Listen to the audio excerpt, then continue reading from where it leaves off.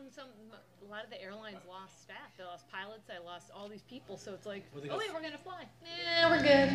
We're retired. I'm not gonna go back to fly. Yeah, early retirement. Yeah. Okay. I gotta turn off the sound from the.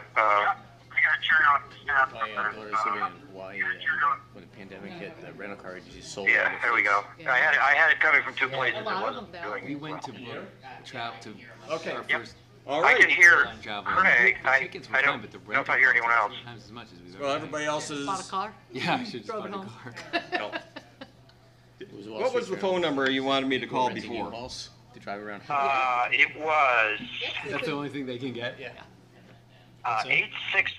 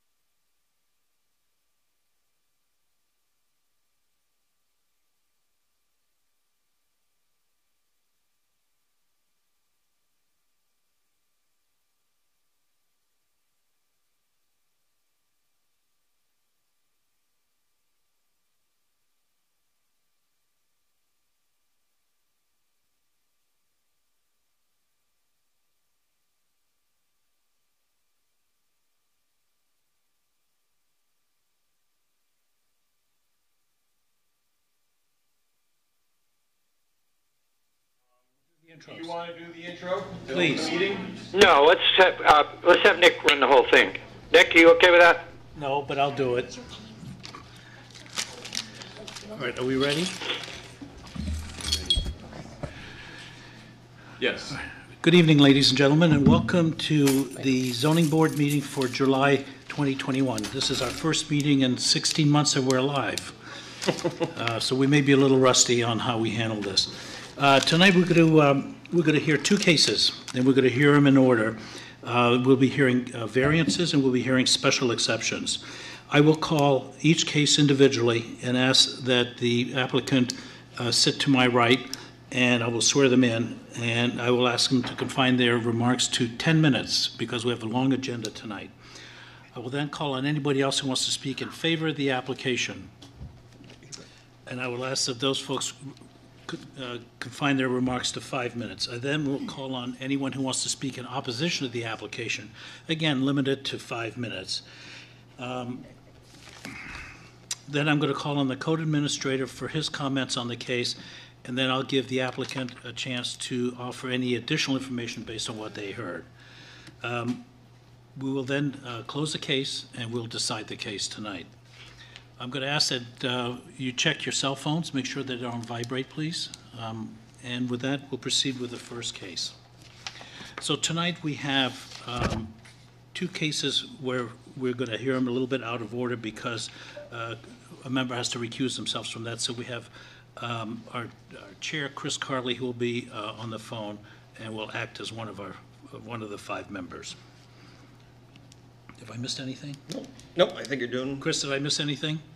No, I think that's good. Just let's charge into it. Okay, so first case tonight is case 1821, Laura Hartz Esquire for 3G Eagle LLC. This was recessed from April 7th, 2021.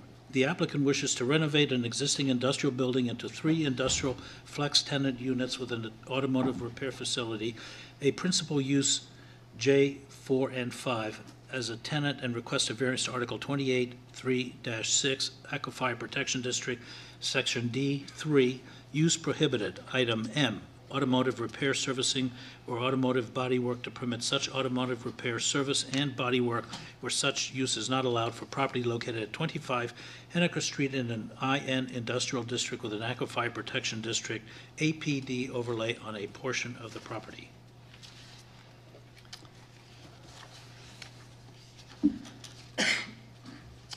Do you both swear to tell the truth, the whole truth, and nothing but the truth? As you testify, please state your name and where you live. My name is Jeremy Eggleton. I'm an attorney with Orr and Reno, and I represent the applicant, 3G Eagle LLC. I'm joined by Erin Lambert of Wilcox and Barton, an engineering firm, and she's going to help present some of the more technical aspects of what we have to go over today. Obviously, we've submitted a written application, and I don't want to simply reread everything that I put in the application because I know you've read it all. And so I just want to highlight a few of the issues and points of interest that I think might help the board in reaching a conclusion on this case. So first, to describe what it is that my client does, 3G Eagle is an affiliate related entity to New Hampshire distributors. So we provide beer to the state of New Hampshire, amongst other things. And what we propose to use this property for is to lease out a portion of it to a tenant, Chris Way Trucking, which is one of our key distributing partners. So as a distributing entity, we work with Chris Way. Chris Way Services Trucks provides leasing of vehicles to our business, and then we send beverages out to northern New England. So the idea here is that we will harmonize our operations by bringing the distribution and the trucking aspects of it under one roof, and it will greatly, lots of economies of scale and efficiencies derive from that. So in looking at the layout of the land, this is a map of the city up here on the screen, and we're talking about an area which I've circled down here in the bottom right in red. That is the Aquifer Protection District that is the subject of our inquiry today. And as you know from the reading material, the Aquifer Protection District is an overlay on top of an industrial zone. So everything about this application is kosher, except for the fact that we have the APD resting over all of it. And so it's for that reason that we're seeking the variance today, and I hope you'll agree with us at the end of the day that the variance is in the public interest and that the land itself is uniquely situated in a way that requires the variance, and that the application of the variance would constitute a hardship. Focusing on this smaller section of the map, we're drilling in even closer at this point so you can actually see the lot. And what emerges from this particular slide is a key point of this presentation. The Aquifer Protection District actually cuts this building in half.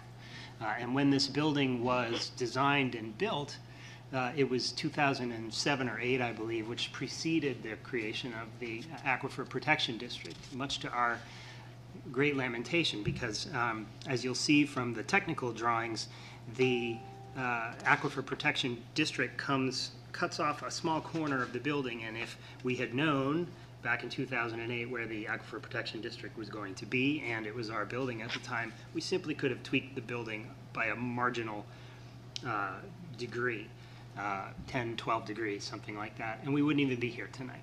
But that's the situation we're in. Our neighbors, our proposed neighbors, include a typical menu of industrial type uses. The Advantage Plastic Products is right across the street, FW Webb right across the street, a fairly well-developed, indeed I would say extensive oil storage depot with Irving Oil, which is smack dab in the middle of the Aquifer Protection District. And then up the road and across the way, Above All Collision, which does analogous work, and Beauregard Equipment, which also does similar stuff. And so all of those are in the general vicinity, the highlighted building with the star on it is our particular property, and you can even see here how the Aquifer Protection District really just kisses that southeastern corner of the building. I've highlighted the boundary of the APD here, and so it kind of, you can see how the north of that line on this image, the Aquifer Protection District, basically covers the rest of the lot except for the building and the small corner of the building where some of this activity is going to take place.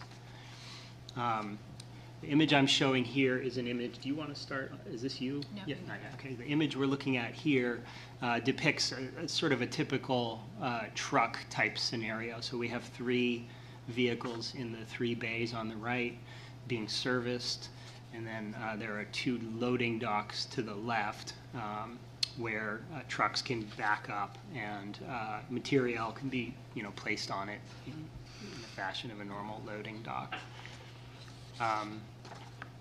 And again, that orientation of the building, if we could tweak it just a little bit, we wouldn't have this problem, but that ends up being more expensive than coming to seek a variance. So this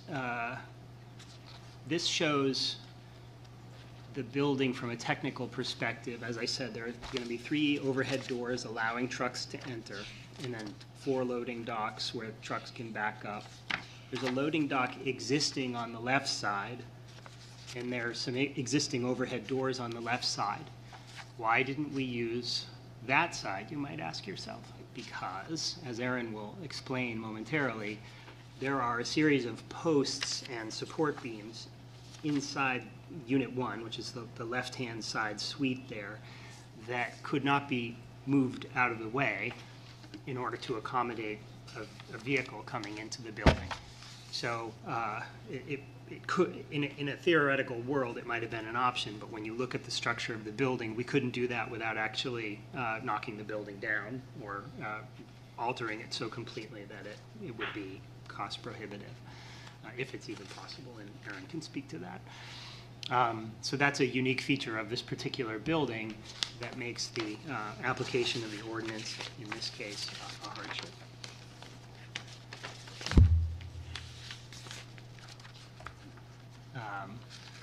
Once again, the boundary just kissing the area.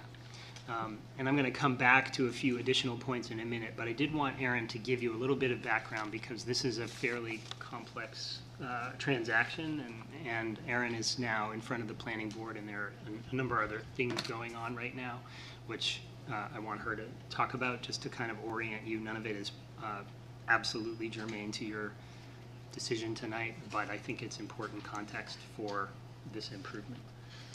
Thank you, Jeremy. Again, my name is Erin Lambert. I'm with Wilcox and Barton. So this project is proceeding through the city permitting path on parallel tracks. It does require a major site plan, and we also requested 2 conditional use permits, and I'll share them with you just because they support this application, I believe. The first was to defer some parking. So the application shows the full parking that's required by the zoning ordinance, but we have requested to defer some parking so that we're building less impervious that is not needed. All of that impervious that's being deferred is in the Aquifer Protection District, so that is a benefit. Additionally, we needed to apply for a conditional use permit to build impervious in the Aquifer Protection District over a certain amount. The building was permitted initially in 2007 and built in 2008 when the Aquifer Protection District did not exist yet. But while we're going through the site planning process, we applied for a conditional use permit for all of the improvements that do exist in the Aquifer Protection District. Subsequently, we met with the Conservation Commission. They did recommend approval of both conditional use permits, and they were especially supportive of building less impervious in the Aquifer Protection District as well as in general. They did want us to add hoods to the catch basins, and that's a protection that will help keep oils. These are installed in any catch basin, but they did ask us to install them, and we have added them to all of the catch basins that are being built as part of the project. And they asked for more trees, which we also added. We went to the planning board. We were granted major site plan approval, and we were also granted both conditional use permits. The project is evolving because we're building this for sort of future tenants. So in the process, right after we got our approval, 3G Eagle has a proposed tenant for Suite 2 that would prefer to have 4 loading docks in lieu of the 2 that we designed with 1 overhead door. And they also needed some parking on site for trucks. So I just want to let you know we're going back to the planning board next month just for some minor tweaks. But that's what's sort of been happening with this project. Yeah. So the reason I mentioned the CUP and the aquifer protection is because it requires the applicant to do some additional safeguards. So these are 3 of the things that are required because of that approval by the planning board. We will provide a stormwater pollution prevention plan which mitigates erosion during construction. There will be a salt minimization plan, and there will also be a requirement for spill control and countermeasure plans should any of the applicants use or store regulated materials. And they would be required to update that and provide a copy to the city annually. So those are benefits that are already in place as a result of the site plan approval. The last thing I just wanted to share was that this is some of the process we went through. So we looked to minimize our new impervious surfaces by requesting conditional use permits to defer parking that isn't needed. We did add additional perimeter trees. And we're collecting the stormwater, all the stormwater from the roof, as well as from the new parking and all of the loading areas. They're going through the catch basins with the hoods as requested, and they're going to an underground infiltration gallery. All of the water in this entire industrial park infiltrates, whether it infiltrates in something that the individual property owner has built or in the series of infiltration ponds that basically infiltrate all the water from the roads and all the other buildings. We're sitting on a great deal of sand here, so there's no runoff from this area. So the reason I point this out is we had capacity in the pond to send this, but the area actually, the soils drain really quickly. And New Hampshire DES actually requires, when we build infiltration, to amend the soils below that infiltration to allow it to slow down and get proper treatment. So we're directing all of the water from those loading areas as well as the truck parking and the new parking to that underground infiltration gallery where the soils will be amended and receive proper treatment per the current New Hampshire DES regulations. So sorry to bore you with a lot of drainage, but that's mine. She loves drainage. I do. And, you know, on that point, we're talking about runoff in this context, but with respect to the operations of Chrisway, this is a, you know, I don't know what you're imagining, but, you know, this is not a grease monkey outfit. You know, this is a highly sophisticated fleet servicing enterprise, which uses the latest technology to avoid engines, for example. You know, nobody does this anymore where you stick an oil pan under a vehicle and open it up. They have a vacuum system that goes in from the top and sucks oil out of an engine and puts it straight into a containment vessel at that point where it's shipped out eventually for treatment. So, you know, this is a very clean facility.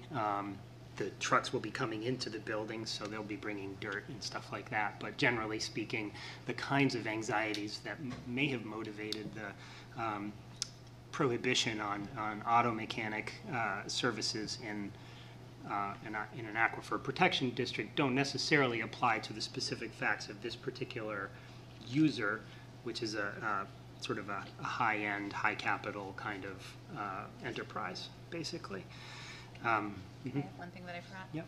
Sorry, I just wanted to mention that when we were citing the gallery, you'll note it's the blue box up there. We cited that partly outside of the aquifer protection. We cited it as far outside of it as possible. It would have been very easy and more cost effective to build it under the big swath of parking pavement that's being built, but we purposely moved it as far outside of the aquifer protection district as we possibly could.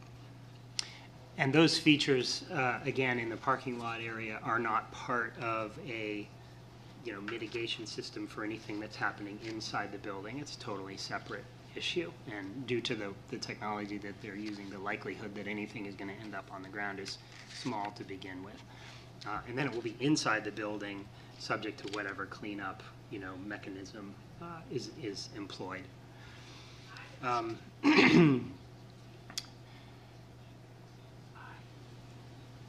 Once again, the surrounding uses, and you have a number of uses that are either similar or potentially even more risk-oriented.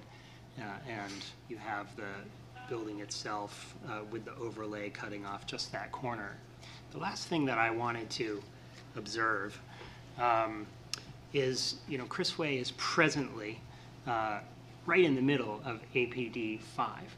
And they've been there since right around the time that the APD was created. They took over the business from a trucking management company that had been doing similar activity in that location for decades, perhaps, before they had arrived. So what we would be achieving with this proposal is taking a business that raises questions as an administrative matter, although from a professional and operations perspective, it's a very clean operation, out of the very middle of an aquifer protection district and placing it on the extreme edge of a different aquifer protection district. And what makes this building unique in that sense is that it's just the tiny portion that's kissing the aquifer protection district that we're seeking relief for. So with that, if you have any questions for us, we'd be happy to answer them.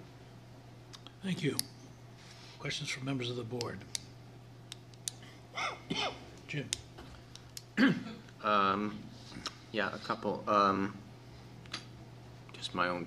When you reference the hoods, I don't understand what that means. Yeah, so basically, a catch basin has an inlet, has an outlet, and it may have an inlet. And so what we do is you place basically like a plastic hood that's open on the bottom. So if there were oil sheens, they rise above, but they don't go underneath the hood to flow out the outlet pipe. So it retains them in the catch basin. And then they could be removed when those are cleaned out, or if there were an incident, it would capture a volume there.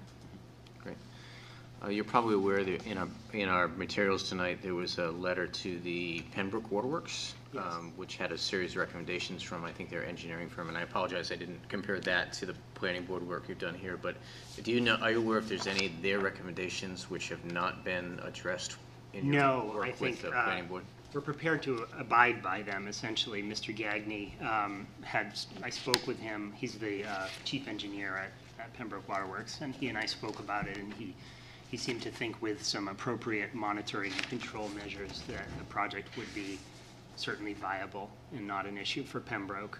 I think if I recall the content of the letter, it was that we would conduct an initial monitoring test at our expense, and then I think initially he had suggested all we need to do is one monitoring well, but the engineering firm came back with a recommendation, I think, of 3. And we're happy to do those. So if the variance needs to be conditioned on adoption of those conditions, we have no problem whatsoever with that. Yeah, so there were 4. Hydrological assessment, groundwater monitoring that you referenced, operation and maintenance plans, and source water protection plans. So should we move forward tonight, conditioning the approval on this would be acceptable to you? Yes. Okay. Yeah, definitely. And I don't know how I guess if I could work out with Mr. Walker how you want us to demonstrate compliance with that after the fact, but that's an administrative detail. We're happy to do whatever we need to do in that point. And then you made reference to the fact that the operation is a very clean operation, and yes, as you know, that's fine for now, but 15 years from now when somebody else moves in there, is there any sort of industry standard that other than your say-so? Your faith in that? I trust that yeah, your tenant's going to operate in a clean manner. I'm just wondering in the future, are we going to have the oil pan under the pickup truck? I guess I can't really make promises about what's going to happen 20 years down the line. I wish that I could. I can tell you that right now this is an operation that is very clean, and it operates to the highest efficiency possible, and that's an economic decision as much as it is an environmental decision. One thing I would say is that as part of the conditional use permit that the planning board approved as part of the site plan approval, a spill control and countermeasure plan is required for any tenant in the building. So not just this automotive use, but any tenant in the building if they're storing or using regulated substances. So that's something that's already built into the site plan approval and would be something the city could enforce. Okay, thanks. I'm done. I have a question. It says in the materials that the the building was previously used for manufacturing. Maybe I didn't catch this, but is it currently being used, or what's the current use of the building prior to subdividing it? The initial tenant was Land and Sea, I believe, and I apologize because I don't know a great deal about their business. The building is currently vacant. There are no businesses operating it as of the other day. They manufactured marine tachometers and things of that nature. They were a small manufacturing firm that built the building, and I believe were the last tenants in the building too, prior to your obtaining property. So. Do you know how long it's been since it's been in use?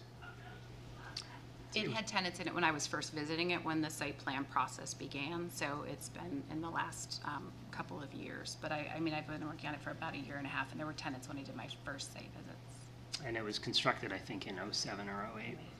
Thanks. Chris, do you have any questions? No, I don't have any questions, thanks. All right, thank you very much. You can step down, please. Is there anyone who'd like to speak in favor of the application?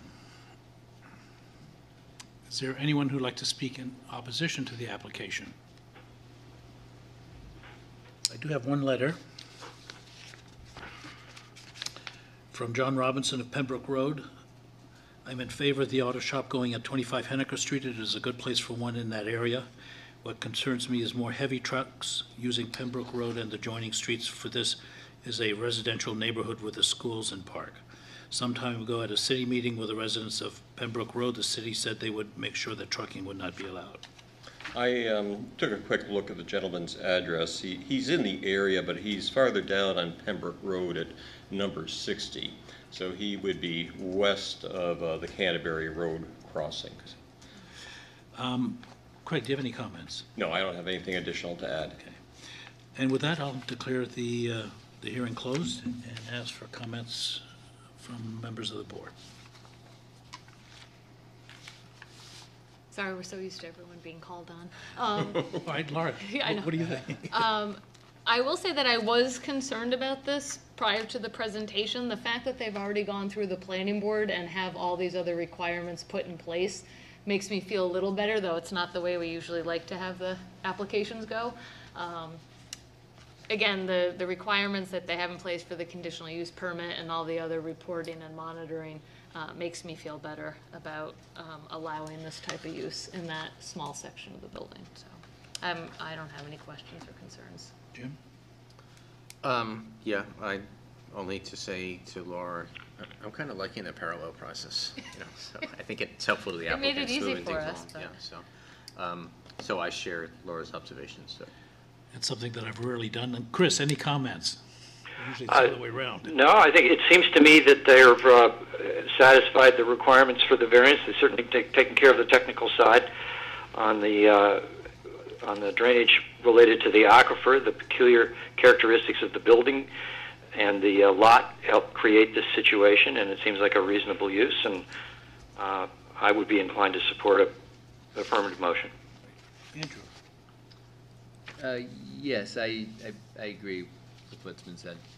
If I could just jump in their defense, actually, this has been delayed several times over the months, so they did contact me a little while ago to ask if it would be okay if they went ahead with the planning board process because of their timing and things, and whereas nothing with the planning board process was dependent on the variance. So they. I wasn't blaming them. Oh, yeah, no, I just. Just a little. Yep. And I agree with the rest of the members of the board, so what say ye? I'll make a motion to approve the variance. I second. It's been seconded.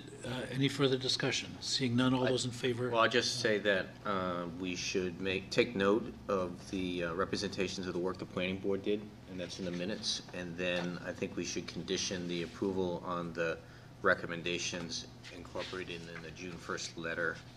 Is that the 4 recommendations? That's the 4 recommendations from the consultant or the engineering firm reporting to the Pembroke Waterworks. And I'll just quickly identify them. As a second, are you okay with that? I am. Yeah, go ahead and identify them. Anyway, they're on the last page of the letter, so Rose can get that for the record, but is recommendations associated with hydrological assessment, groundwater monitoring, operation and management plans, and source water protection plans. Those are the four. No further discussion? All right, seeing none, all those in favor say aye. I didn't hear the motion. Could you read it out again, because it broke up a little bit? Yeah, Chris, it's Jim Monahan. The motion was to approve the variance, but to make note of the representations about the work of the planning board and to condition the approval on the applicant's compliance with the recommendations from a letter included in the packet from a engineering firm working for the Pembroke Waterworks. Okay, thank you. Yep. All right. We don't have to do a roll call vote, so we'll do, all those in favor say aye. You have to, because Chris isn't here. roll call vote because Chris is participating On the electronically. phone? Thank you. All right, thank you. We've all gotten very good at that. All right. Confused. So on this case and the next case, we'll do a roll call vote. Laura? Aye. Jim? Aye. Andrew? Aye. Chris? Aye. And I vote aye. The application is approved 5-0. Thank you very much. Thank you.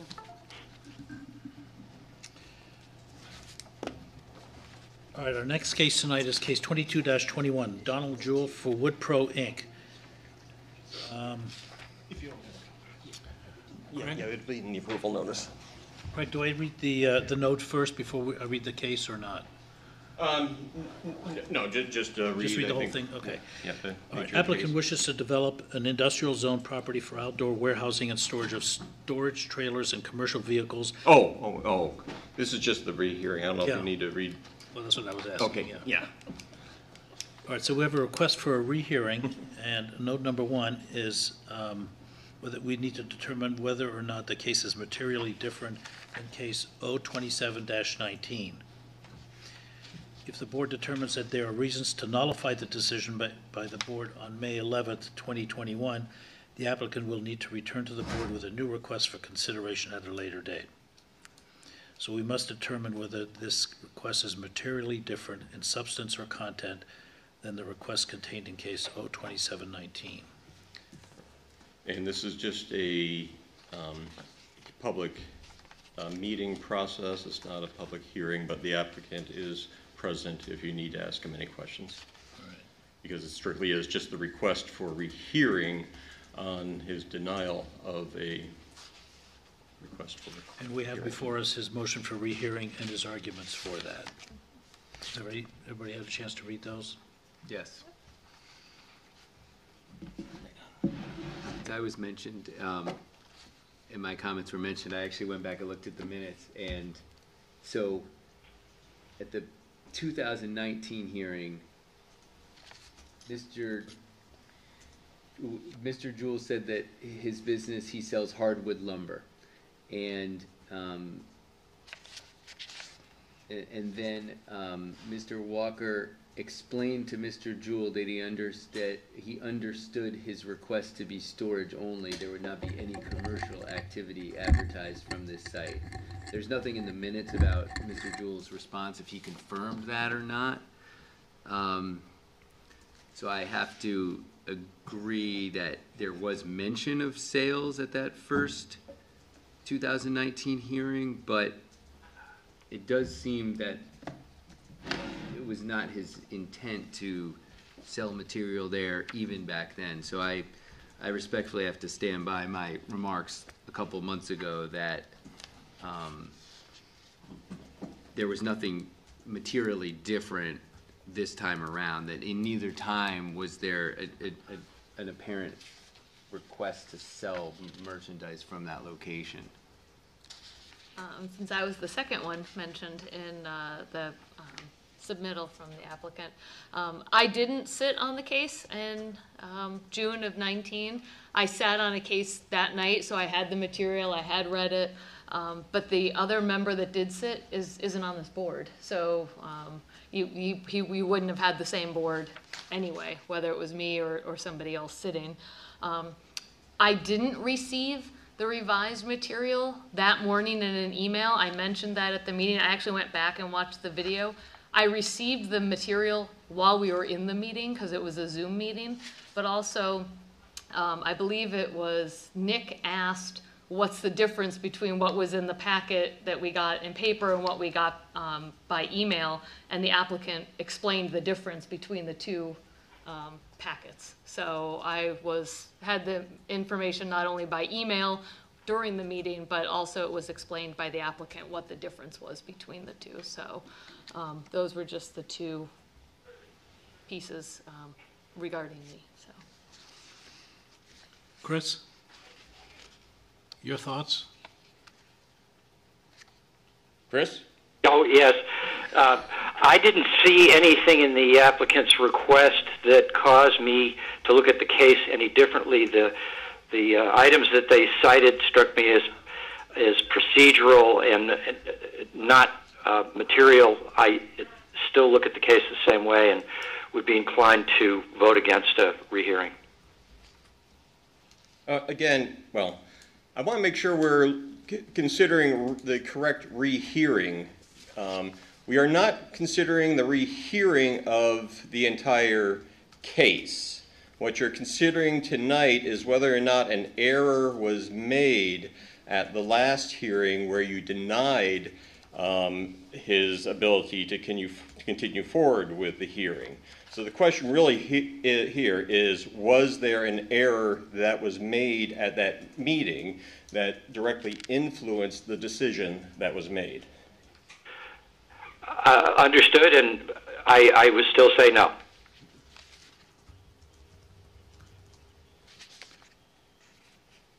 Jim? Yeah, I agree with Chris's observation, and I don't think there's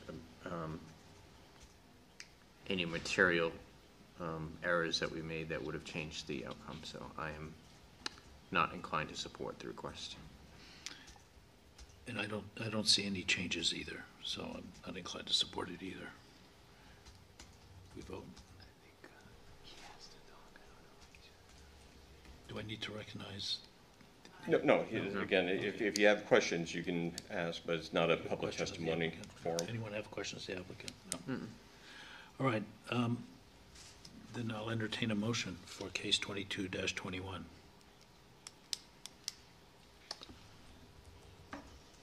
If the motion is proper, I'll make a motion to deny the request. I have to second. Any discussion? Seeing none, I'll roll call. roll call vote. Chris? Was there? I didn't hear again. I didn't hear the motion. There was a breakup. Was it a motion to deny? It was a motion to deny by Mr. Moynihan and seconded by Mr. Winters. And I vote aye. Andrew? Aye. Jim? Aye. Laura? Aye. And I vote aye. I'm sorry, but the motion is denied 5-0. Sorry, Mr. Joel. Thank you, Chris, for joining us. Well, thank you so much for accommodating me. Yeah, it's good to have a trial run of this type of method. I'll give you a review later on. Enjoy your vacation now. Thank you. We'll see you later. And now we'll welcome Laura Spector-Morgan, who will be our 5th member. Good evening. Hi. All right, so our next case tonight is 31-19, Liberty Utility Corp., recessed from June 2nd, 2021. The applicant requests a 1-year extension of a variance granted on July 10, 2019 for case 31-19 in accordance with Article 28-9-3C6, expiration of a variance, original variance request as follows. 31-19, Liberty Utilities. Applicant wishes to construct an office, warehouse, industrial flex, mixed-use building, use L-11, and request a variance to Article 28-2-2B. Purpose of the established district, Section 16, the Industrial IN District, to waive the requirements that the proposed building be serviced by municipal sewer for property located at 14 Broken Bridge Road in an industrial district. Is there someone here from Liberty Utilities? Yes, Douglas We are. Dorn.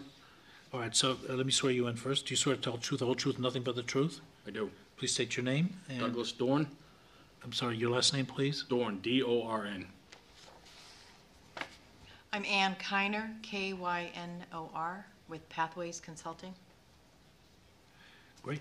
Tell us why we need to give you an extension. We ran into a financial issue at the end of last year, which held up the project. And then we ran into COVID right behind that, and that just killed everything. So that's why we're trying to push it off to 2022. Is there anything materially different in what you're going to do than what you told us in the original request? No, sir. Is there any change to the zoning ordinance that we should know about? Nothing that would impact this, and there's been no significant changes to the neighborhood or the area, so. I don't recall one of these before. Is there, what's the standard? Do we have to approve the variance? Do we have to find all the criteria again, or? No, the variance was a variance when granted is granted for a 2-year period, and then it's allowed a 1-year extension by approval of the ZBA. So we're not reconsidering the variance at this point in time. We're just considering whether it should be extended, and reasons are generally reasons beyond the applicant's control. Something more than the fact that the applicant just didn't bother to pursue it for a 2-year period, essentially. So You didn't cause COVID-19. Last thing I would have done. I assure you. there's much simpler ways to delay. Any questions, members of the board? No, seeing none, thank you. Thank you. Is there anyone who wishes to speak in favor of the application? Is there anyone who wants to speak against the application? Seeing none, comments from code enforcement? No, I don't have anything additional to add on this one. And with that, I'll declare the hearing closed and ask for either a motion or comments from members of the board. I'll move to approve. I'll second. It's been moved and seconded. Any discussion? Seeing none, all those in favor say aye. Aye. Aye. Motion passes 5-0.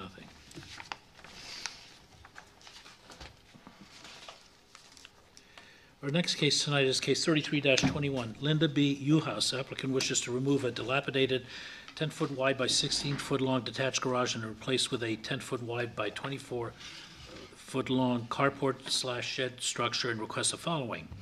A variance to Article 2841H, Table of Dimensional Regulations, to permit a 10-foot wide by 24-foot long structure with a 23-inch plus or minus setback from the northeasterly side property line where a 10-foot side setback is required, and a variance to Article 2841H, Table of Dimensional Regulations, to permit a 10-foot wide by 24-foot long structure with a 30-inch plus or minus setback from a southeasterly side property line where a 10-foot side setback is required for property located at 69 Washington Street, C, a corner lot in an RD residential downtown district.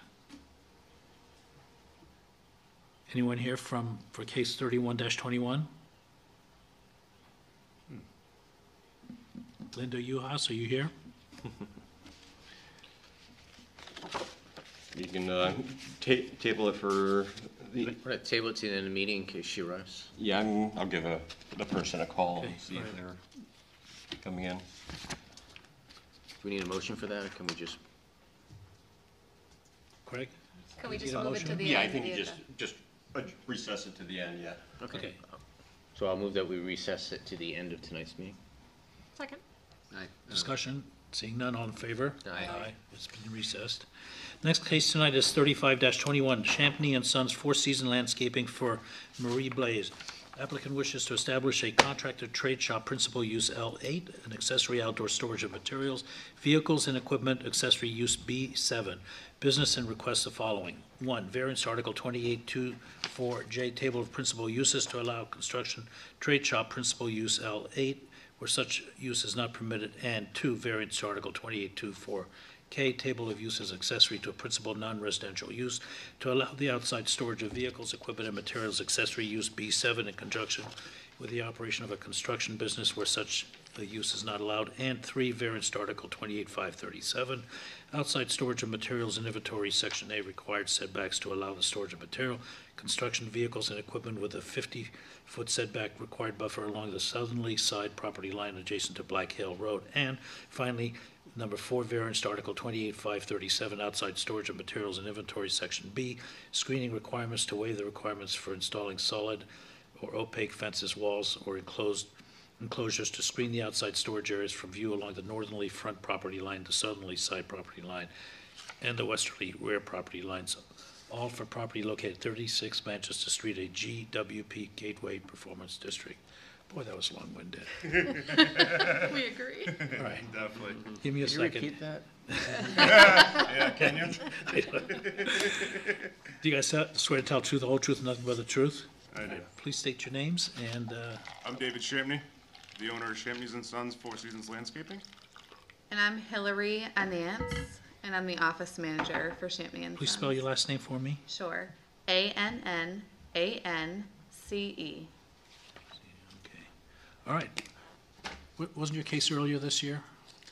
Yes. And we greatly apologize. We have a P.O. box, and we didn't have a mailbox at 36 Manchester Street, so it went to the P.O. box, and I went to Jamaica, so I didn't go and pick it up. I'm so sorry. I really am.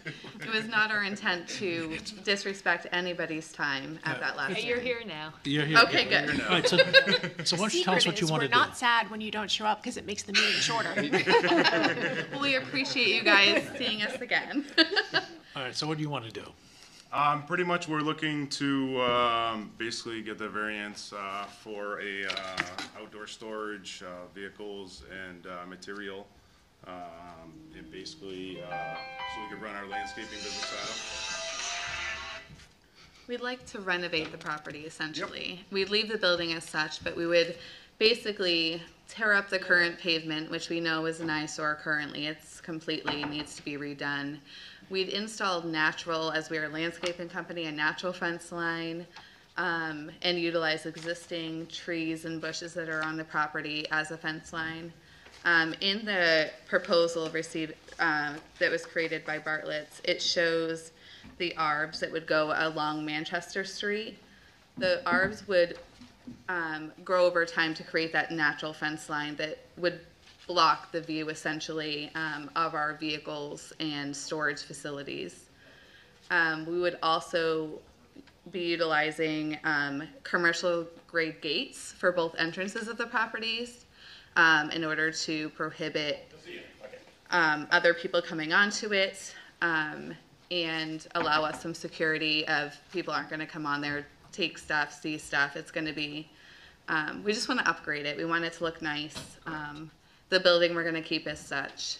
And anything that a tree line wouldn't cover would be shown in the drawing from Bartlett's. We would be putting a fence line in. All right, can we see a street shot of that, please?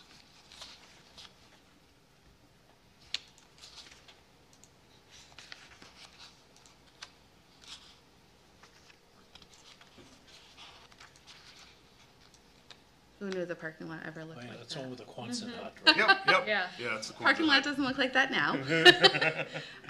But basically, where you see the trucks, we'd put the arbs there, which would grow tall and essentially create that natural tree line, while looking nicer than you might see a fence. Like, it could get worn over time, but the trees would get maintained. The arbs would get maintained by us to keep that professional and attractive appearance that would be sought for that street.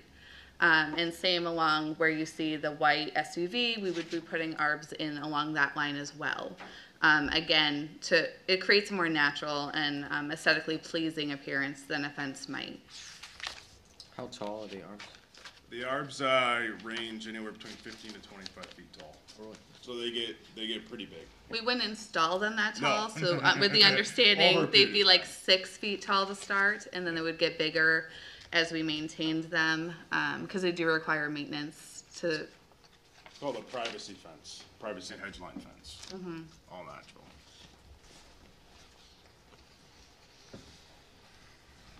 There's nothing there now? No, as What you you can see. see, no, there's nothing there. Oh, What that you was there. see for the bushes that are there, we didn't install anything yet because we didn't want to put money into the property without having the variance first. No, I meant more, Yeah. there's, whatever business is there now with all the vehicles is not there now. No, that's not there now. We'll Nope. have like 7 vehicles on property at any given time. It doesn't look that nice now. That's Not even close. No. Yeah. But as you can see, there is the wear on the pavement there, certainly that we'd like to definitely overhaul, Needs to be overhauled and fixed. for sure. And what do you want to store outside? Basically, pretty much our trailers, trucks, and there is some landscaping materials. We get fence material in for projects. We store it at the yard until the project comes up. We haul away material from a site. We use a dumpster depot to put material in there, and they take it away. So anything that's stored there, and down the line, we may store our own mulch material there for projects that we'd use throughout the year and things like that. Whatever we'd use for projects. And is it outdoor storage that's not permitted, or outdoor storage is not permitted because the main use is not permitted? Both. Oh, okay. So I hate to be this person, but I'm always this person. In order to get a variance, you have to demonstrate that the property is unique in that it is burdened by the zoning restrictions in a way that's different from other properties in the area. How is the use restriction on this property different from other properties in the area? Well, this property is, currently zoned to be like a gas station or a convenience store, something meant for right off the highway. And as you can see, the building and land as it sits, it's not really set up for that variance, and it's grandfathered in for the auto zoning that was there. So it's currently still not the way that the building is set and the land is set, it doesn't fit the general scope. We have next to us is a stone place that runs a similar landscaping type business, which is right adjacent to our property. Norman Rue. Yep, they're right there. And then so they run. There's Enterprise Landscaping, I think, up the street too. But right adjacent to our property is the stone works place. I think it's in that, where your arrow is right now, Craig. So that is a similar to us as what we do now and what we'd be storing out there. We'd be storing it much differently than what's visually there because we'd want to have a more neater appearance to it. But we'd be basically matching the same as what's right next door to us in the variance. Thank you.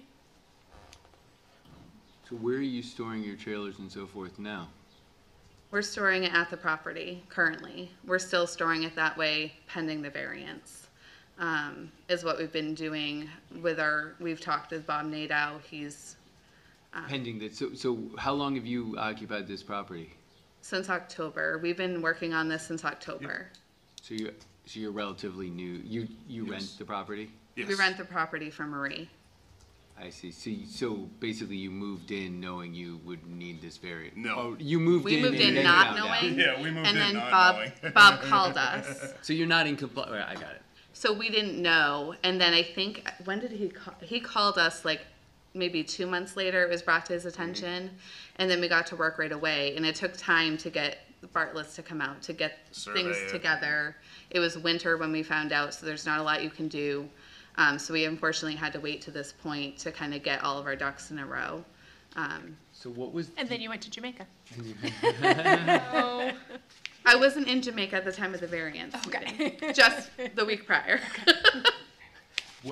What do you happen to know prior to your moving there? Was it vacant for a long time, or what was? I believe Grapponi was storing vehicles there. Grapponi had it as an auto lot. They were grandfathered in. So it was never actually used for the zone it was intended for as far back as we can see. It's never been used for what it was intended for. And Grapponi was using it to store cars, and then they gave up their lease, and we leased from Marie right after. Gotcha. Was that structure there before? Or did you Yes, know the that? Kwanzaa's hut's always been there. Yep. It's always been there. And it has an office space and a garage.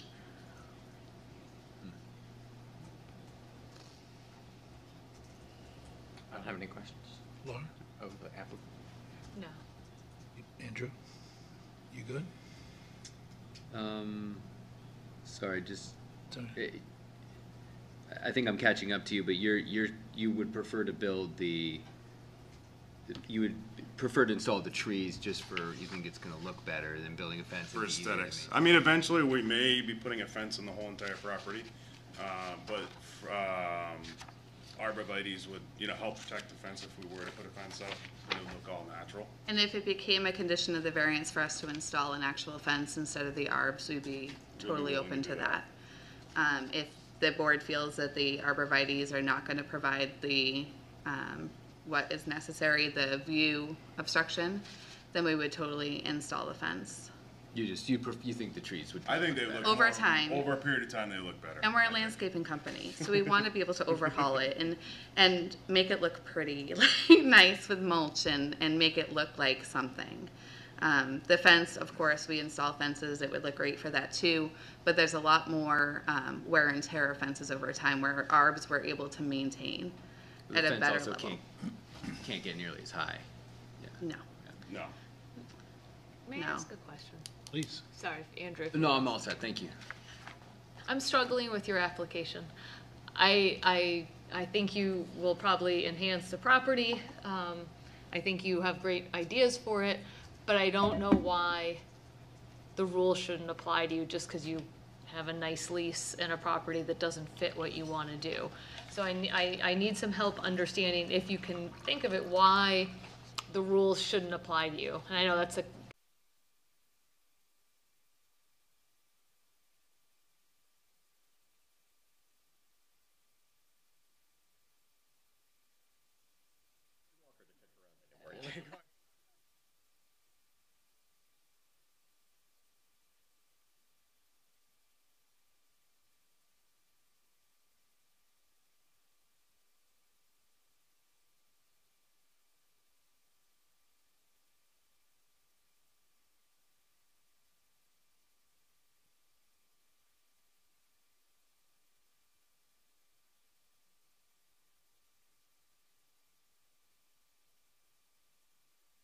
Here we go. We're good. Case number 36-21, Andrew Gillian for New Hampshire 6 Realty Trust. Applicant wishes to establish a veterinary hospital, principal use M9, an accessory outdoor area, and to be used as a dog walking yard, and requests the following. 1, variance to Article 2824J, table of principal uses to allow veterinary hospital principal use M9, where such use is not permitted, and 2, variance to Article 28529, commercial kennels and veterinary hospitals as follows.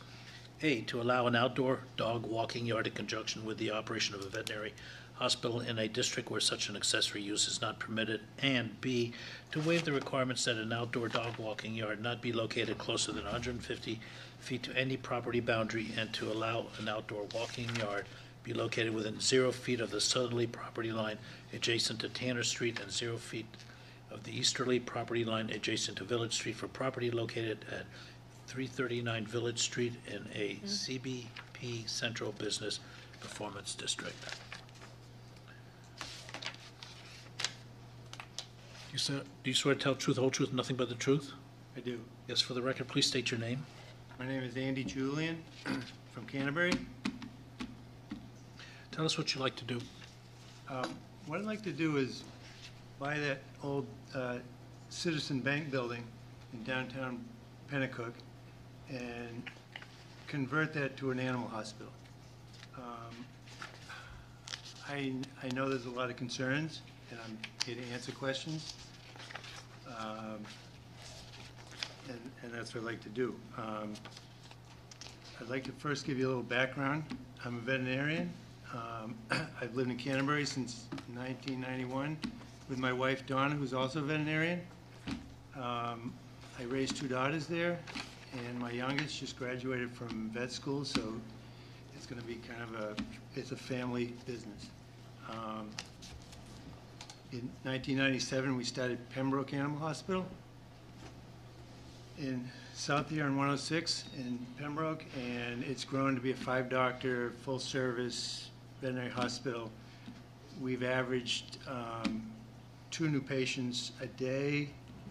Every day we've been open since 1997. I'm not saying that to brag. My point is, then COVID hit, and when COVID hit, people started staying home. People started getting pets. New pets is up 33% in the state since in the last year. The animal hospitals in the area are overwhelmed with new patients coming in. We've gone from 2 new patients a day to 6 or 7 new patients a day. A lot of the area hospitals are not taking new clients. They're having trouble staying staffed, and so they're not taking new patients, or there's a 3 to 4 week wait to get seen. So there's definitely a need. So what I'm proposing is to put in a satellite clinic here for our Pembroke Animal Hospital. So it'll pick up the overflow basically on an outpatient basis. It's, they'll walk their dogs in or cats, we'll see them, we'll vaccinate them, do their blood sugar. Outpatient, they'll come in, they'll be seen, they'll be treated, spay and neuter, they'll go home. They'll go home the same day. There'll be no boarding, there'll be no daycare, there'll be no kennels inside or out. The outside of that building, really, you won't notice a difference. There won't be any changes to the outside. There'll be no fences. It'll be strictly an outpatient clinic. When I look at the code and the principal uses in that area, it's a CBP, Central Business Performance. A general hospital is not a permitted use, so Concord Hospital obviously would not fit in that area. Veterinary hospitals are not a permitted use. I understand that. But what is a permitted use on that table of uses, number E3, is Office of Healthcare Practitioners, including clinics and outpatient healthcare, which is exactly what I want to put in there. So, I mean, it conforms really to that area. I'm not even sure I need a variance, but because it is conforming in that respect, but it is a veterinary hospital also. So right next door is a Pennacook Dental, Family Dental. It's an outpatient thing. Right there, that brick building, I believe, is the dental office. And then down Canal Street is Pennacook Family Physicians. I mean, this is really a conforming use, and there is a big need. I mean, you see all the new development in Pennacook in that area, and you know, you get the Riverside condominiums, you get apartments being built on Fisherville Road. There's definitely a need. I like that area because it's between Fisherville Animal Hospital down at Fisherville Road. Now, that's the only zone that allows veterinary hospitals. So if there is a need, I'm going to build one there, I have to build it in that zone on Fisherville Road, which is right near the other one. So I think this area would be more appropriate for a outpatient clinic. So I'm willing to answer any questions, concerns. Tell me about the dog walking area. Is that really for pet relief? That got way more publicity in this than it should. On the side of that building, if you go back to, on the south side, the only part of that, right there, the only part of that building that is actually not pavement is that side there that has some mulch. It's not going to be fenced. It's not a holding area. It's basically dog yard. What it is if they park out back, they walk their dog to the front entrance and back out. That area, if a dog has to relieve himself coming or going, and they do sometimes, not always, that would be the yard that they would go in. Right in back of the building, there is a park, and there's a big sign that says, if you walk your dog here, please pick up after him. I'd have a little station where they could pick up after their dog, and if the client didn't pick it up, I would be out there 2 or 3 times a day cleaning that area. It's basically just a walk-through yard, nothing more. So I appreciate what you want to do. I'm a patient at Riverside, and my cat has had to wait 6 months to get her teeth cleaned. Right. So I understand there's a need. But as you heard with the last application, there's got to be something about this property that makes it different from other property in the district that means that the zoning shouldn't apply to it, that we should let you have a veterinary hospital there when it's not allowed in the district. And I appreciate that you think you fall into conforming use, but someone obviously didn't think you do, otherwise you wouldn't be here. So tell us what's unique about this property that we should essentially change the zoning for this property to allow you to have a veterinary hospital. Well, for one thing, well, it doesn't, the bank's been empty for a couple of years, and I can't see another one going in, a bank or an animal hospital, but it is conforming because you have an outpatient dentist, family dentist right next door. So what's different between a family dentist, where you go in, get your teeth cleaned, come out, versus an outpatient health care for animals, where you take your animal in. It gets seen, it goes out. The variance is needed because it's called a veterinary hospital, which implies kennels, daycare, boarding, none of that's going to be there. And so I feel that it's a good use for that area because it's growing so fast, and there are other healthcare facilities there, family physicians right up the street. That's an outpatient clinic.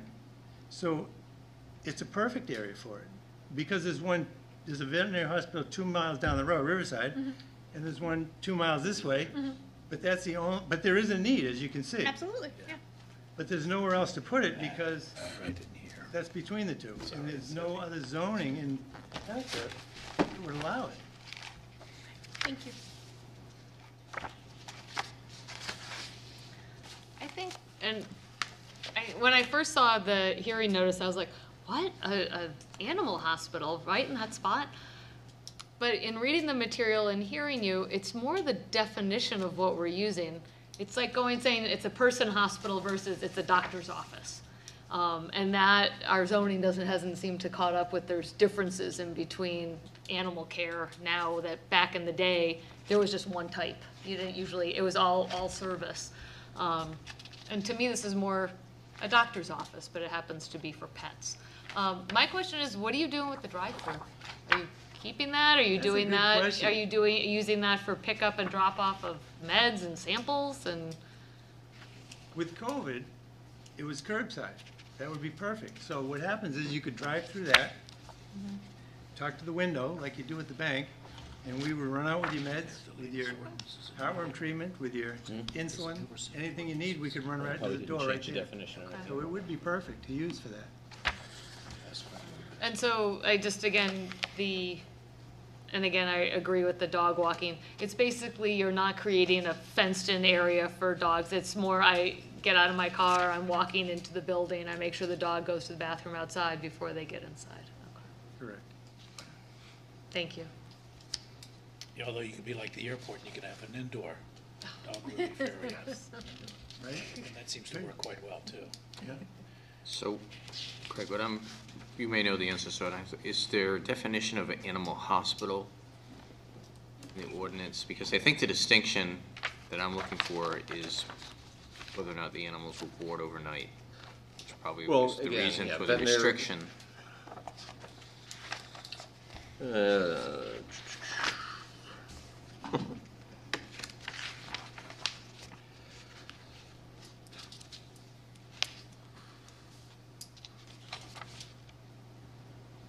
I thought I did have. Okay, maybe it's just under kennel then. We have a definition of.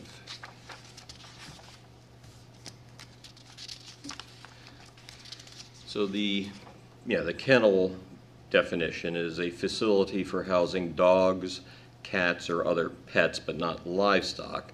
And that's what we're saying. They aren't boarding anything here. But, yeah. And no veterinary hospital definition? I don't have a definition for veterinary hospital. So it's being treated, is potentially being treated more as a kennel than an outpatient facility. Not a kennel. No, This would It's not a kennel, I agree with you, I'm The just saying, rules are I'm just saying. wondering if the, The clientele, the activities, the people coming and going from it is really what basically, the services are very similar. But let's face it, the clientele is significantly different, and their behaviors are different, and there's barking, and there's defecating outside, and things of that nature. So in a central business performance district, it might not be the best thing where there's heavy traffic on sidewalks and people coming and going. Some dogs are not always that friendly. They can bark, and they can bite people, too. The other thing is, too, veterinary hospitals, I'm not trying to get into a definition of veterinary hospitals, but traditionally veterinary hospitals also included large animals, horses, cows, sheep, other things, which this area may or may not be suitable or set up for something like that. But that's really why veterinary hospitals are kept for rural open space areas and then a standard commercial area. So you may not agree, but But a pet shop. Pet shop would be a retail use, right? Because people come, they buy the animal, and they leave. If they start doing grooming and other things, then it becomes a different use. Yeah, and I don't know that we can get the yes on this. No, I think the lack of a definition, what the applicant wants to do doesn't fairly fall into a particular category in the ordinance. Well, it is defined. I mean, there is a veterinary hospital use category here. But what Oh, he's okay, saying I thought is you said- There's not a You said- definition under the zone, In which under the case, glossary, we go to a but plain- it is a specific use identified in the zoning ordinance here. Oh, okay, Separate all from right. kennels. We allow it in different districts Okay, too, for that my matter. I'm sorry, I may misunderstanding. have misunderstood what you were asking. Yep, nope, that's okay. All right, that clarifies it. So. But if it's not specifically defined, I think we can use our own plain English No. definition. Sorry. If, first of all, it would have to be challenged by somebody such as the applicant, that perhaps my definitions, I have the sole ability to make that interpretation and to place it in a category. And I have done that. If somebody disagrees, if he disagreed that it was a veterinary hospital and should be something else, he can challenge my decision. That decision then would be, but the ZBA does not have the authority, the ability to be making interpretations unless specifically asked of definitions and things of that nature. So for purpose of this hearing, it hasn't been challenged that this is a veterinary hospital. We only have to decide whether he gets the variance. Basically, yes. Further questions of Mr. Julian? Can you, and again, I think Laura asked this, but I'm gonna ask it again. Can you explain why this property is unique and the rule shouldn't apply to this particular property to allow this use? Is there something unique about it that? It's unique in that it's used by practitioners already for clinics and outpatient healthcare. So that makes it unique. It's situated between two veterinary hospitals down the road. And so if I went into the zone for veterinary hospitals, which is small, I would be right next to Fisherville Animal Hospital. So it's unique in that it's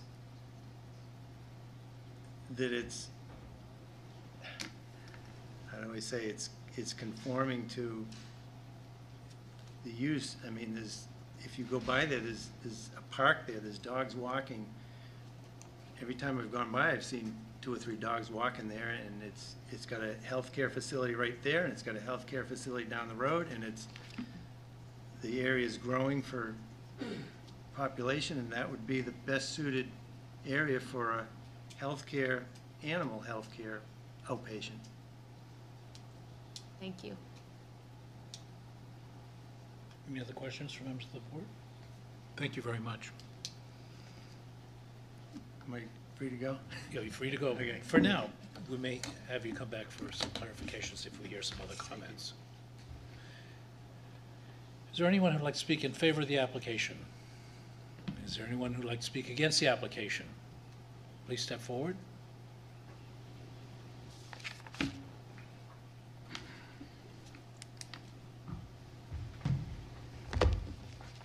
Hello. So I'll tell the truth, the whole truth, nothing but the truth? I do. State My your name is name. John Jordan. I live at 51 Tanner Street, right behind the property in question. And just for the record, I'm not sure if I'm against it, but there's no middle ground to come up, so there's no neutral. Although listening to what I just heard about a veterinarian not calling his place a veterinary hospital, I'm leaning more towards the negative side. And also, based on the case just before this where, you know, you're really stuck to your guns about hardship, this should be a foregone conclusion, but I do have questions anyways. So I was curious as to the hours of operation. If you were to grant the variance, I would be concerned with noise, I guess. And I'm also interested in, I'm an architect, so I go to zoning and planning board meetings all the time and listen to people say lots of things that ultimately, you know, aren't really true. So if you grant a variance for a veterinary hospital, that would allow him to board and keep animals overnight. Not in this case, because he gave testimony that he wouldn't do that. That becomes an implied condition of approval. It does? It does. And how does that get policed? By me? By the neighbors? By calling Greg? Yours truly. Right, so here's the story. It would be part of the design of the I just plan, moved yeah. out of Canterbury because my neighbor in Concord was breaking all kinds of zoning laws. Now I move here, and the first thing in my mailbox is this. So I don't want to be the zoning police in my new neighborhood. So again, basically, I have not heard anything about a hardship. I understand the building's empty. I think, you know, the building's being sold for pretty cheap, so I think that's the draw. There's 2 veterinarian hospitals by the applicant's own testimony. So I'm not sure Pennacook is an underserved area with the veterinary hospitals. Also, Caves is down the street. You know, we go to Kentucky.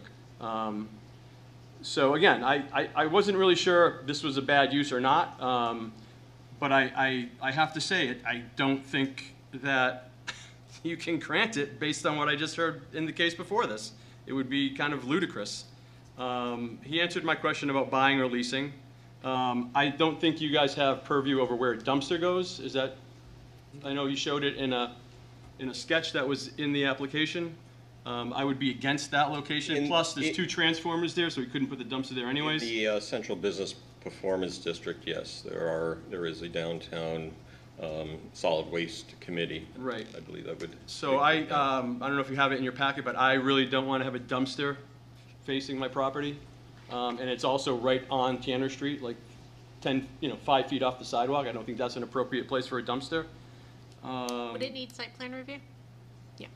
Yeah, and I assume this goes to planning if Yes. you were to Should, at least for a minor. insanely grant this. And I think that's it. So other than wondering what the hours of operation would be, I guess I don't have any more questions. Any questions of Mr. Jordan? Thank you. Thank you. Thanks. Is there anyone else who'd like to be heard in opposition to this application? Seeing none, code enforcement comments? I don't have anything special to add at this point. It should require at least a minor, but I tell you the truth, I haven't checked the conditions here.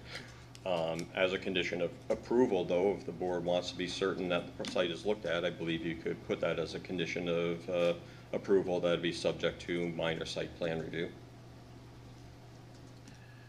Mr. Julian, would you like to offer clarification on what you just heard, please? I'm sorry, if it's going to planning board or not, what Kirk just said? No? No. No. I understand what he said. Okay. What are you asking?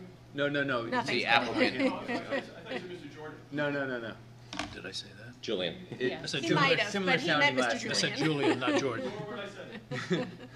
So the hours are not unusual. They're pretty much banker's hours. Which no pun are? intended. But we open in Pembroke, we open at 7 and we close at 5. It would be regular hours. We see appointments from 9:30 to noon and from 2 to 4. But we see appointments. As far as boarding, I have no intention of boarding there. I don't want to board. I boarded in Pembroke. If there was anybody that needed boarding, I would send them to our main hospital in Pembroke. There'd be no boarding there. There'd be no after-hours, dogs barking. They'd all be gone home.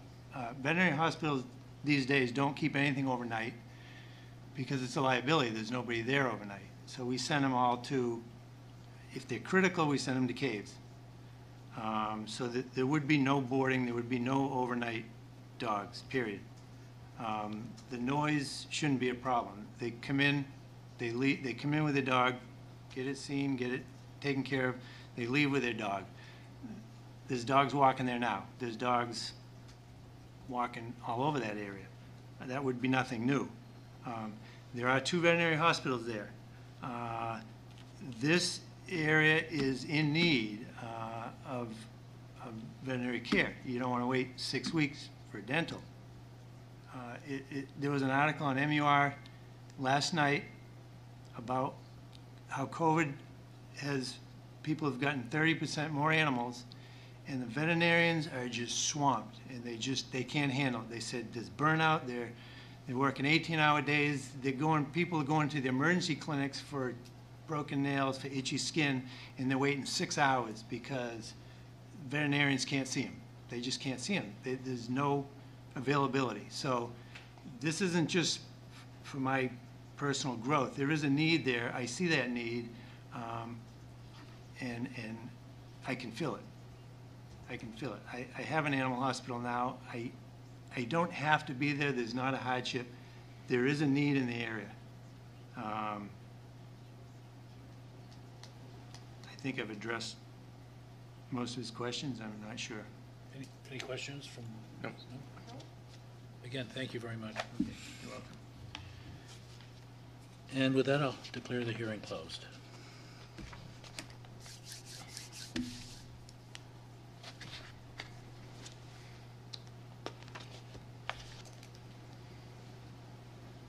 I'll do it.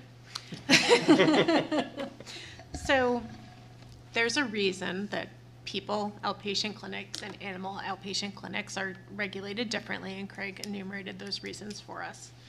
I don't think putting a vet's office in this location, as much as I concur that it's needed and as much as I'm a huge animal lover, I don't think it's consistent with the neighborhood, which is primarily residential and service-oriented for people, patients.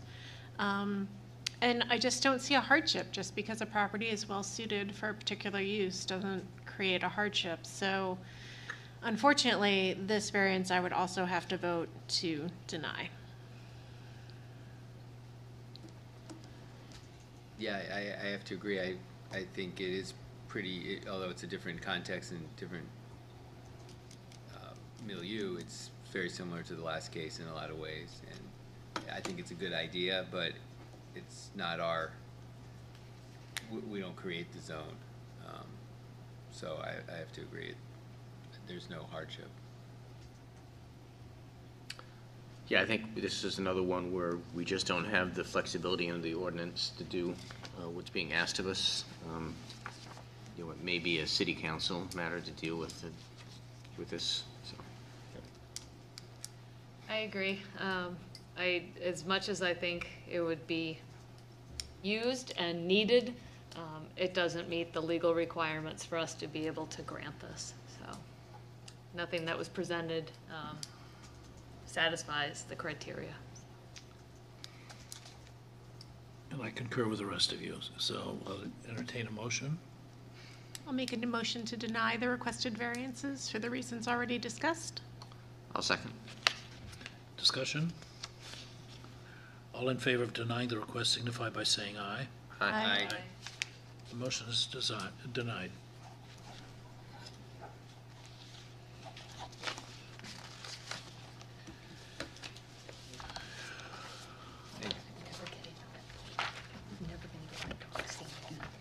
I need my pepper spray when we leave today. Have we heard from the, Yes, I called and they called back the gentleman's here. All right, well, why don't we hear that at the end? Next case tonight is 37-21. Aaron Frock Monroe, applicant wishes to expand an existing single-family dwelling and request a variance to Article 28-41H, Table of Dimensional Regulations, to allow a second-floor expansion with a closet point 1.3 feet plus or minus from the westerly side property line where a 10-foot, I said closet, I meant closest, point 1.3 feet plus or minus from the westerly side property line where a 10-foot side setback is required for property located at 9 Short Street in an RD downtown residential district. 3721. You swear to tell the truth, the whole truth, nothing but the truth? I do. Please state your name Aaron Frack Monroe. and tell us what you'd like to do. Members of the board, I own the house at 9 Short Street, lived there since 2004, and I'm here, as you know, requesting the variance to that setback ordinance to put an addition on the second floor of my house. As you know, I've submitted that variance application with the site plans and elevation drawings, as well as photographs of existing setbacks in the neighborhood that are also non-conforming. The existing structure, as with many in the neighborhood, has non-conforming setbacks with the abutters on multiple sides of the property line. You can see that in pages 7 through 11 of the application. Those photographs of other houses in the neighborhood. The non-conformity for the proposed addition is on the west side of the property, approximately 1.3 feet to the property line, with approximately 2.3 feet between abutting structures. With this addition, the existing footprint of the house will not change, and there will not be any increase in non-conformity. Also calling attention to the roof plans on pages 12 and 14. The addition has a new roof line that better suits the house, better meets code, and along with additional gutters, will have approximately 20% less of the total roof area diverting into the west to that narrow space between the structures as compared to the existing roof line. I believe that my application meets all of the criteria for the approval of the variance. First of all, the special condition is the existing grandfathered setback of approximately 1.3 feet. It would not be possible to construct any addition on any side of the property without intruding on a side or rear setback. That's not contrary to the spirit or intent of the ordinance, as it will not increase the footprint or the degree of nonconformity, as I'm not increasing or decreasing the amount of the setback. The variance does not change the character of the neighborhood. As you see, there's many houses in the general vicinity that have approximately the same amount of space between that my house and my neighbor does there on Rumford Street. And it would not diminish the value of surrounding properties. It will allow expansion of my living space, resulting in substantial justice, and it will not result in loss of any surrounding property. And I have a letter of support here from my neighbor across the street. He had to leave early, or on this, he couldn't stay the whole session, so I'd like to submit that. So are you actually raising the roof and, or are you Raising just the roof finishing? and going up. So if we look at, what is this? Page 1, 2, 3, 4, 5, I believe it's page 6. It's sort of the site plan. Oh, here. Okay. You'll see that existing one-story that's signified in the crosshatch.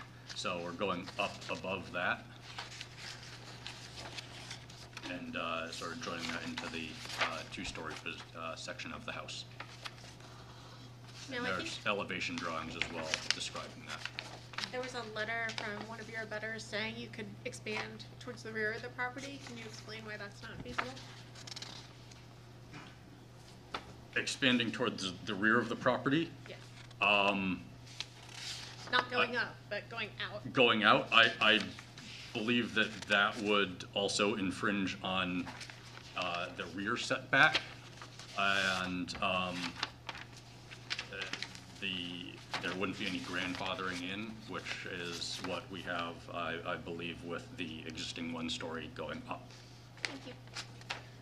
Craig, do we have a street view of this property?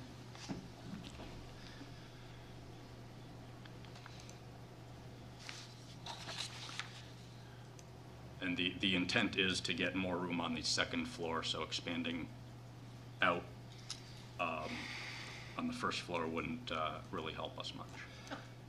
Nope. I think you're Maybe up in a the little wrong high. spot.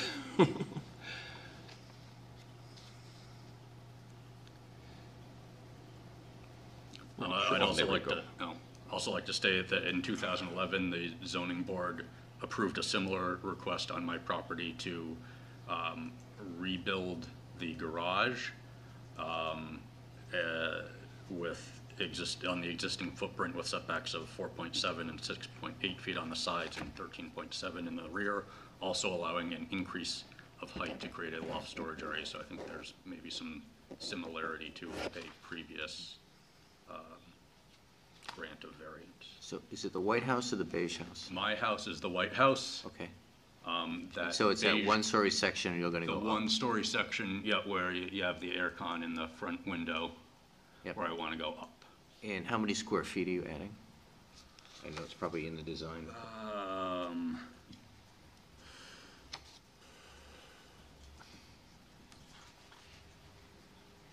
the design. Well, the dimensions of it, it's what, 20 by 10 or something, 40 by 10?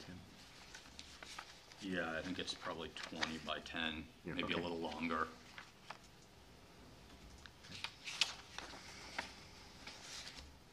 Yeah, I didn't include the floor plans in the design, I'm sorry. Sure.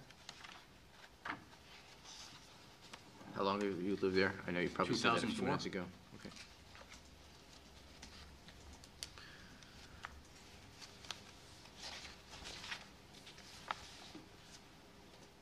I'm all set. All set. Thank you very much. Thank you. Let me ask you this, have you read this letter from your neighbor? I was just gonna hand it to him. I have not. Because it's an awfully long-winded letter, and I think I'd like him to read it, so that I don't have to read it verbatim. Because I'll give you a chance to speak to the issues that were noted in the letter at some point. But why don't you step aside, let me see if anybody else wants to testify, then I'll call you back to react to the letter. Is there anyone who'd like to speak in favor of this application? Is there anyone who'd like to speak in opposition to this application? We do have a 5-page letter from an abutter who is objecting to the request, and I'm going to give the applicant a chance to read it. I don't think I want to read this whole thing into the record. No, you can summarize what the concerns, as long as the members of the board are familiar with But I it. want him to read all the details. We've already read the details. Yeah, we've read it. So this is from 34 Rumney Street from Richard Mayer and Kathy Everest, who object to the request. They've outlined several concerns. One reason for opposing the addition includes the distance to our property line is extremely close. There's a significant difference between a one-story and a two-story addition where setback distances are this close.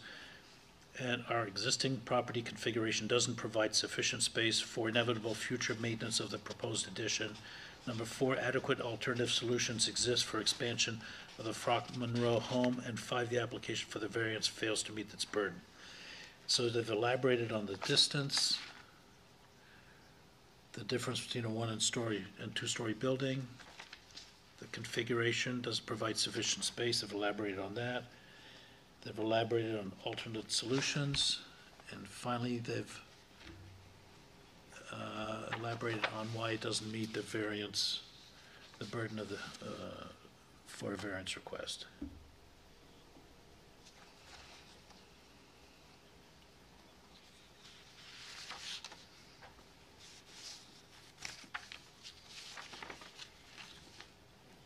Mr. Frockman, have you had a chance to read that letter? Yeah. As soon, yeah, when you're done, take your time going back Is there up a here. deadline for submitting these letters? No, they can appear at the hearing themselves. So. Oftentimes, you know, the applicants may call us and see are there any letters on file and stuff, but. Is this tap water, or is this Fiji water that you're giving us? I don't know, I didn't fill it, they just appeared, they may have been here from. Like 3 days ago. Oh, you'd like some water. Well, I didn't want to like get up and walk in front of you. You know, I'm fine drinking the good city of Concord Boarding water. house I'm sure someone reaches. has cleaned the container. Yeah, the city has better water than bottled water, more regulations, so. Low fluoride. Get your teeth strong. I mean, it's got more minerals in tap water than you do in bottled water. I mean, they filter a bunch of stuff out. I like tap water. I like tap water. Tap water's good for you. We're just filling time here while you I'm read. gonna make a commercial for tap water. You know, unless you're, It's a big seller. unless you're in a undeveloped country perhaps where the issue may be a little different. Did you ever see the movie Slumdog Millionaire? Yes. Good movie. Did you see the part when he's in the restaurant as a waiter and he takes Yeah, empty but- plastic bottles, fills them up with tap Yeah, water, right. puts a cap on it, and then I seals work it with for water treatment. super glue. Let me tell you stories about Mr. Carson. They could have been sued for that. It was in India. Or they could No have one been gets sued. sued for anything in India. They could have been sued for by the, September 1st. suggesting that could happen. That's what I meant. Well, thanks. Their business.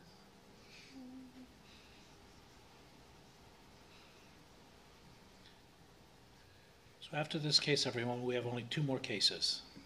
Okay, so we're getting there. You know, when we do this live stream, we were done by now. We're just so excited We to were see very each other. efficient. Yeah, come on, this is the closest thing to Well, we didn't social have this big interaction. of an agenda on Right, any of yeah, the we Zoom didn't calls, have did we? those. I think Yeah, one time no, we had One of several them was- pretty we had healthy one ones, split it yeah. up 2 nights. Great. Have you had a chance to read that letter? I've had a chance to read through it.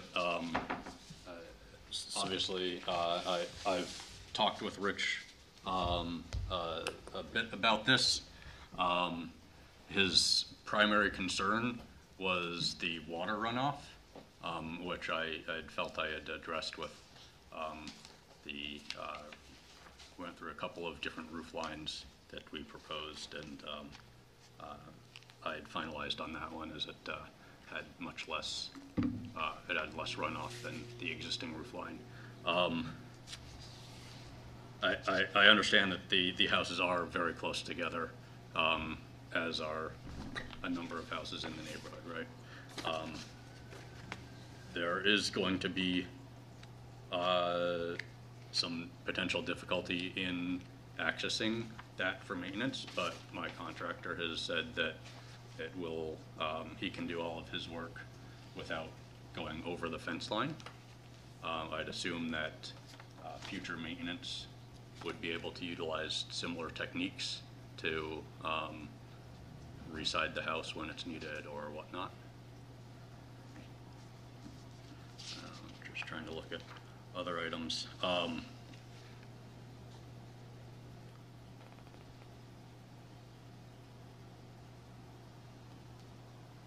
I guess I'm maybe looking for some direction from the board as to what the difference is for a zoning for a one-story building versus a two-story building. Is there anything relating to setbacks for one versus two-story? And does that come into play in It's because sections of his letter? it's a vertical extension of the building, so it's already non-conforming because it's in the setback and it's allowed to remain in its existing non-conforming condition. But any modifications must comply with the current zoning ordinance. So placing the second story on it, that would have to, that's why you're here. And that's why I'm here, and that's Yes. why I feel that they should be grandfathered in.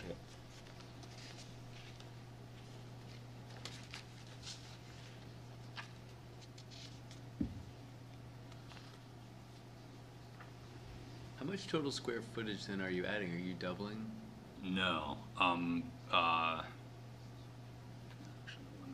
Just Let me see if I can find, It's gonna be said like 2 to a couple 400. hundred square feet.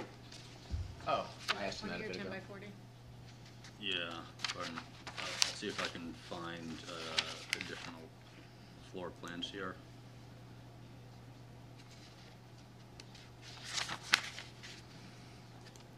So you're looking at about 8.5 feet by approximately 26 feet if it covers the whole existing Yeah, second the whole floor. existing up. Yeah, up- 250 square feet. Oh, I see, so it's, right, okay.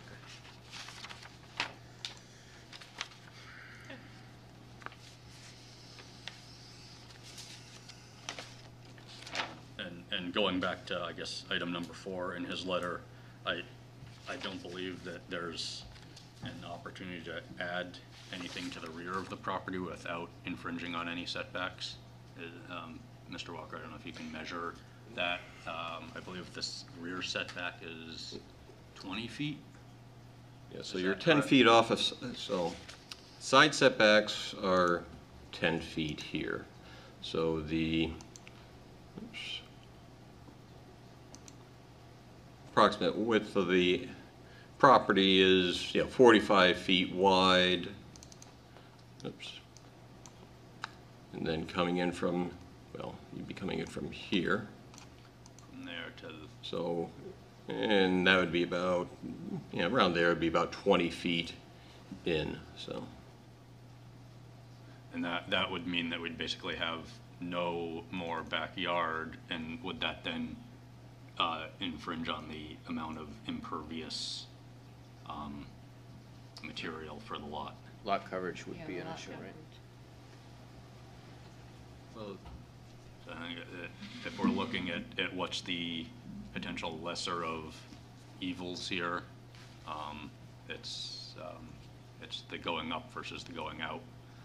Going out doesn't allow me to do what I want to do, which is expand the master bedroom, which is on the second floor, as well as add an office onto the second floor. On that back side of the house is the kitchen and the living room, so putting a bedroom off of the kitchen doesn't really do anyone any good. Any other comments from the letter? I think that is about all the comments that I have right now. Unfortunately, I really didn't have a lot of chance to digest this entire letter to come up with many rebuttals. I hope that I've come up with a few here that have helped the board go to find into my favor. And if there's other questions that the board would like me to answer in the letter, anything else that you'd like me to point out, I'd be willing to do that. I'm all set. I'm good. I'm good. Thank you very much. Thank you. And I do have a letter of in favor of the application. It comes from Joe Messinio at 38 Rumford Street, corner of Rumford and Short Street. Dear members of Concord, New Hampshire Planning and Zoning Board, I have reviewed the plans for the proposed addition to the property located at 9 Short Street, Concord. I believe the addition will be both highly functional and aesthetically pleasing and will have a positive impact on properties in the neighborhood as a whole. I have no objections to the addition as planned. And with that, I'll declare the hearing closed and ask for comments and/or a motion from members of the board. I move that we approve the requested variance. The addition is not bringing the building any closer to the property line. It's a reasonable use, and the property is unique given the existing location of the house. I think it's consistent with the neighborhood, and I'm not concerned about maintenance because, as the applicant pointed out, if they can construct it on their own property, they can maintain it on their own property. So I think the variance criteria are met, and I would move to approve it. Thank you. I'll second it. Any discussion? Seeing none, all in favor say aye. Aye. Anyone opposed? Motion passes 5-0. Okay, Almost. almost there, guys.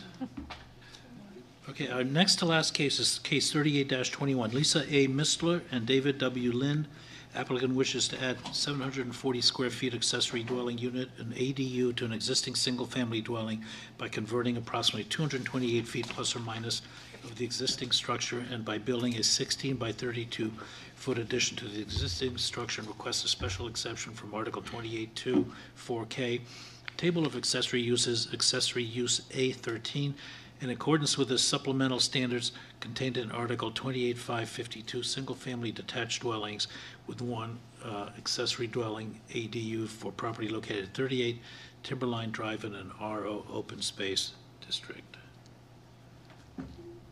Do you swear to tell the truth, whole truth, nothing but the truth? I do. I do. State your name as you testify. My name is Lisa Mistler, M-I-S-T-L-E-R. Okay, right, yeah. My name is David Lind, L-Y-N-D. Great. Tell us what you'd like to do. Well, so my parents are in their 80s, and they're finding it increasingly difficult to live independently. Rather than go to an assisted living facility, they've asked us if they could move in with us. And we have, fortunately, on the ground floor of our house, we have a bedroom with adjacent bathroom. But as those of you with family members who live with you might recognize, we could use our space. We want to be not necessarily in each other's space all the time. They would like to have a little place to prepare food and a place, sort of like a living room space for themselves. And so we're asking for the permission to add a 740 square foot accessory dwelling unit. David knows a lot more about the details, but that's why we're asking. Sure, absolutely. Thank you all for being here. Appreciate it, and thank you all for volunteering your time to the city. I appreciate that too.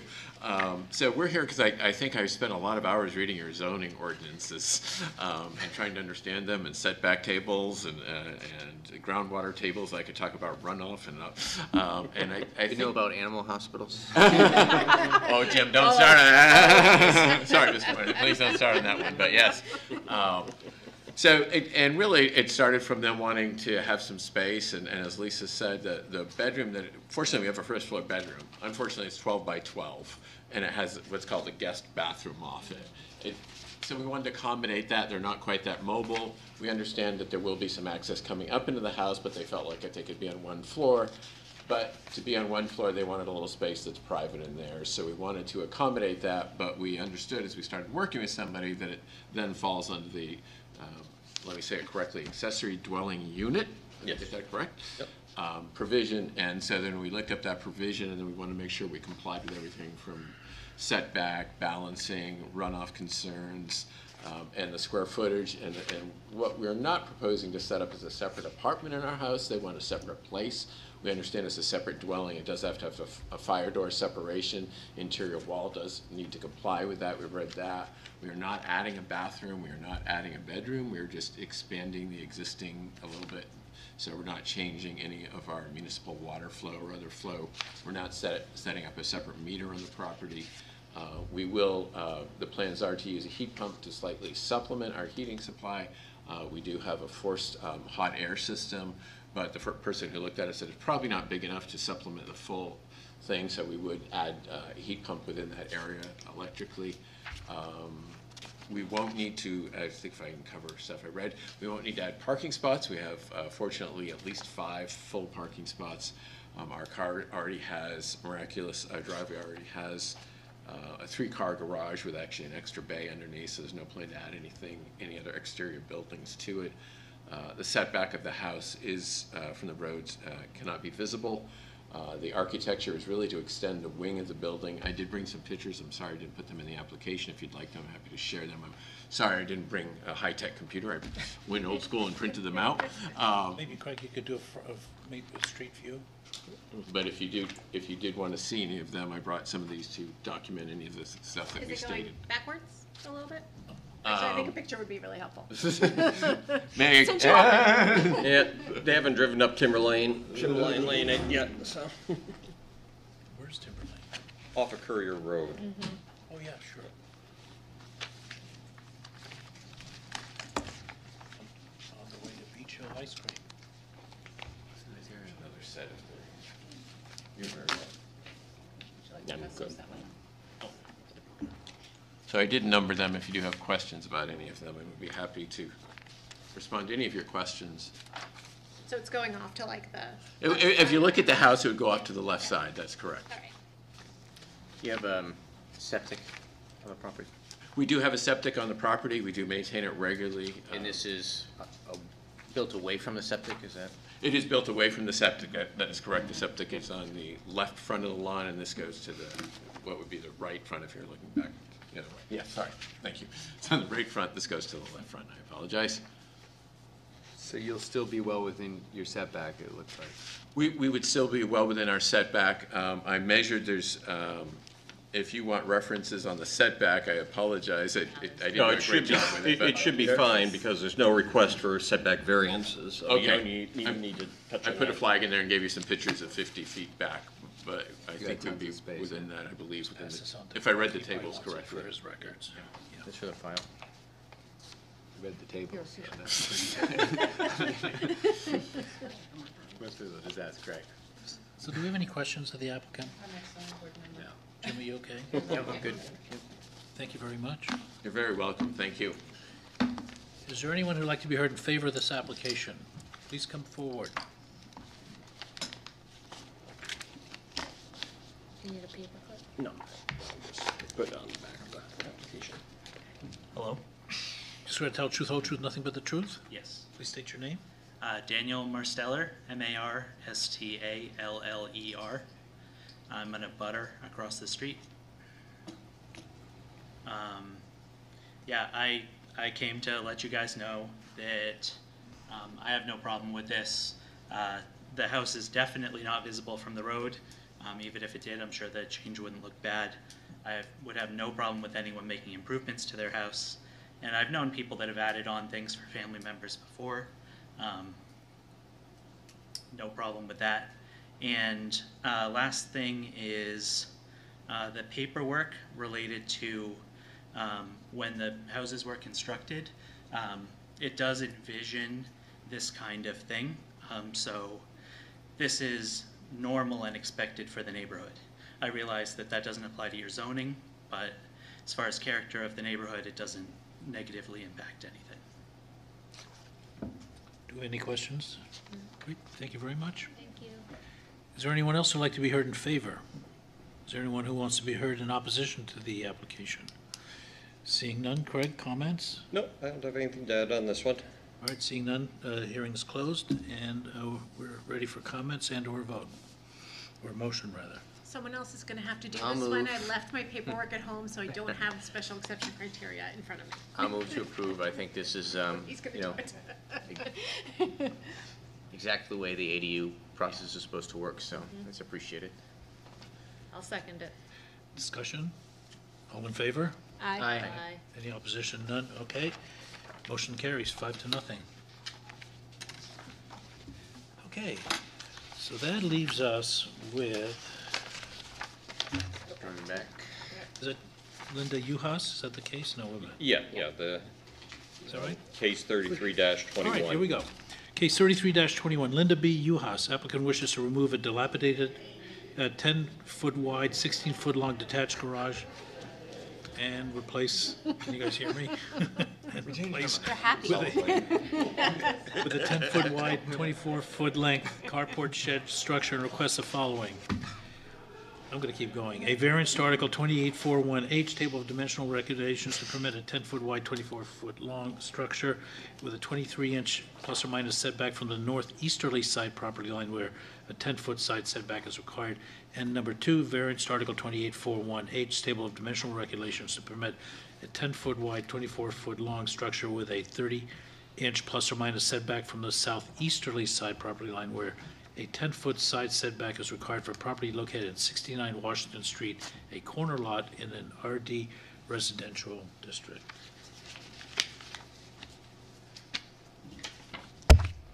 Oops. Just shall tell truth, whole truth, nothing but the truth. I do. Please state your name for the record. John Dayhood, I'm sorry, spell your last name? D-A-H-O-O-D. All right, tell us what you'd like to do. Well, Linda Uris had asked me to build her a carport, so I went down to get a permit, and then that's when I realized, just because you have a structure, you can't take it down and build something else. And it's the first time for me to have a variance, so all this is new, so if I'm doing it wrong, let me know. But basically, the carport, the garage is falling apart. She can't open and close the door anymore. And it's very ugly. She bought the house knowing she wanted to build a new one, decided on a carport instead, just so she could have cover for her vehicle. And then this came. She wasn't aware that with your setbacks, her lot is so small, you can't accommodate the setbacks. And what I was told is once you take it down, it's like starting over again. So that's where we are. The carport can come closer to the street. We'll give it a better setback from the back. And she wanted a shed, so we decided to make a combination. And it'll be a carport, so it won't be as unsightly. It will bring up the property value, and having the shed will make it so it's not flooded everywhere, making the appearance look bad. For her, like I say, bought it because she wanted a garage. For her not to be able to get one now, for her it's a hardship.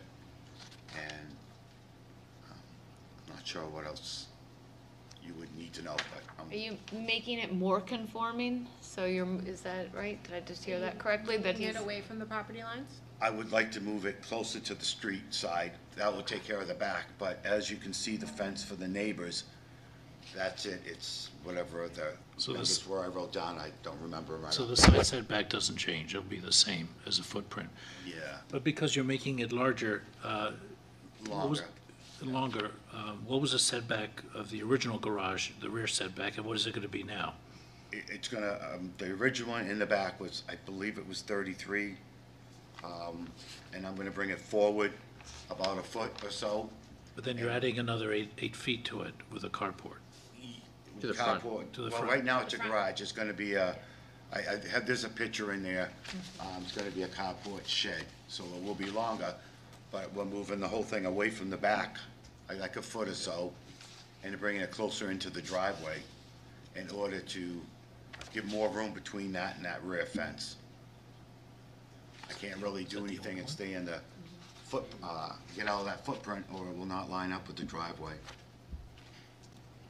But I think what Nick's getting at is you're adding 8 feet in length. Yes. So even if you push it forward by a foot, you're still gonna be, how does that add up if you're only? Well, right now I'm at 33 inches. If I add a foot, I'd be more like closer to 4 feet away from that fence. But I'm coming toward the driveway. How far are you coming? Toward, well, it's toward the 16 road. feet right now. It'll be another 8 and then another foot. So it'll be 9 Oh, you're foot coming in 9, okay, I got you. Yes, 9 foot, so. I understand. So, and there is a picture of it I put in the package. So, just to give you a rough idea what I was Right, looking so if I'm understanding you right, if this is the current existing building, Yes, first off, this is going to move forward a foot or so. yes, Okay, and then from that point, you'd come out the original length plus 8 feet then towards the house. Okay. right. And I can move it So further the- away if that's what's necessary. And the setback then on this side is going to be, and don't pay attention to these lot lines, they aren't accurate on GIS. So the setback then will remain the same along that property line? Right, it will stay in the footprint of where the garage is right now. All right. Or more conforming. further questions? Great, thank you very much. Thank you. Oh, and I apologize about not being here. They said they sent me a certified letter, never got it, never even knew. My first time with the variance board, so I apologize if I let you guys. You made it. You've been punished enough. You had to sit through the whole meeting. Yep. So seeing the. Was 386 Larson Avenue the correct address? Yes. No, that should have gone there, but, oh well. Well, you're here now, and it's taken care of. The mail's been pretty bad. Yeah, that's been Seeing this as no one in the audience, let me still ask the question. Is there anyone here who wants to speak in favor or against the application? I'll speak in favor. Right, comments? I have nothing Seeing additional to none, add. Declare the hearing closed and entertain comments or a vote from the board. I'll make a motion to approve it, based on the fact that it's bringing the property more into conformance. I'll second that. Discussion? All in favor? Aye. Aye. It's unanimous, 5-0. There's nobody else here. Okay, so we need a motion to approve the minutes from the last meeting. I don't know who was at the last meeting, I think I was, but I'll move that we approve the minutes. Actually, I wasn't here. The last meeting. I don't know if I was the last. Yes. Wait, no. Oh. It's a Zoom meeting, right? I was there, I second the motion to approve them. wait a minute, I'll tell you who was there. It was May, right? You're all set. You'll get an approval letter in the mail. Hope it gets to me. If you don't get one, call us. It was Chris, myself, Laura, Scott, and both Lauras were here. Oh, okay. Absent was Jim. Oh, maybe I'm confusing. Was there a June meeting? This was a June 2nd meeting. Oh, okay. I think, all right, then I wasn't here. I won't move it. I move to approve. I motion to second. Okay, all in favor, say aye. Aye. Aye. Okay. Any other business? No. All right. We're Make a adjourned. motion to adjourn. Aye. I heard several seconds. So Right, it Greg, just- I don't want to I'm be such a a motion. dog on a bone about the animal hospital thing. But I'm like, oh my, never gonna be able to get my dog a vet.